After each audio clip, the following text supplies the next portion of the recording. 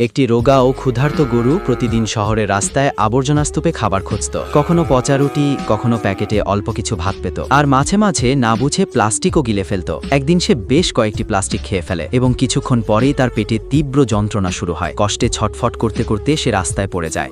এমন সময় কিছু দুষ্টু বানরে সে গরুটিকে ঘিরে ধরে। তারা লাফিয়ে লাফিয়ে গরুটির কষ্ট দেখে হাসতে থাকে।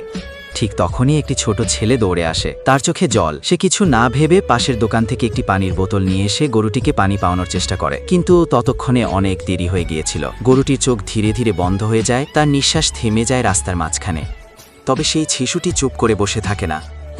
সে সোজা থানায় যায় এবং বানরগুলোর বিরুদ্ধে অভিযোগ দায়ের করে। তারা আমার বন্ধু গরুকে কষ্ট দিয়েছে। শিশুটি চোখ মুছে বলে। পুলিশ ঘটনাস্থলে আসে, বানরগুলোকে এক এক করে ধরে ফেলে এবং তাদের আদালতে হাজির করা হয়। বিচারক রায় দেন এই নির্মম আচরণের জন্য 6 মাসের জেল। সেই দিনটি ছিল এক ব্যতিক্রমী দিন, যেখানে একটি ছোট শিশুর সাহস সত্যিকারের ন্যায় বিচার এনে দেয়।